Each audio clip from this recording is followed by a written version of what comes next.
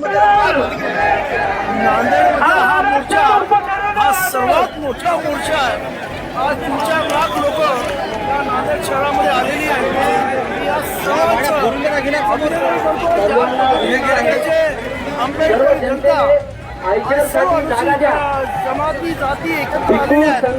ही एक प्रचंड एकजूट आहे की सरकार हा उपविधीकरणाचा घाट घालत आहे, त्याच्या विरुद्ध हा एक एल्गार आहे आणि हा एल्गार सरकारने समजला नाही। तर दिल्ली धर्मेंद्र गेले, इथं देवेंद्र जायला नको हे त्यांनी समजून घ्या आणि त्यामुळे त्या पद्धतीने वागा एवढं मला सांगा।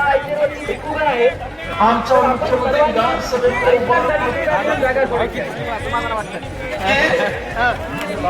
मला सुप्रीम कोर्टाचं ऐकायचं नाही का? सुप्रीम कोर्टात सांगितलं वकील जजमेंटमध्ये स्पष्ट सांगितलं आहे की ज्या ज्या राज्याला ऐच्छिक पद्धतीनं हे उपवर्ग लागू करायचं असेल ते लागू करू शकतात अशा पद्धतीने त्यांनी सांगितलेलं आहे। त्याने प्रत्येक राज्याला हे उपवर्ग मिळायलाच पाहिजे असं काही सांगितलं नाही। त्यामुळे पहिल्यांदा मला आश्चर्य वाटतं की एवढ्या मोठ्या पदावर मुख्यमंत्री अशा पद्धतीने खोटं कसं बोलू शकतो। त्यामुळं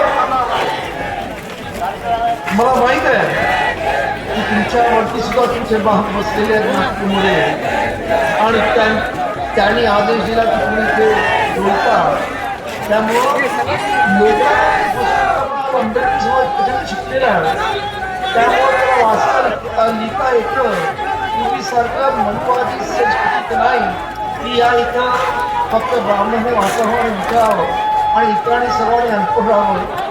बाबासाहेब आंबेडकरांनी कधीच त्यांच्या संविधानात संपवलेला। त्यामुळं फडणवीस साहेब तुम्ही हे या पद्धतीने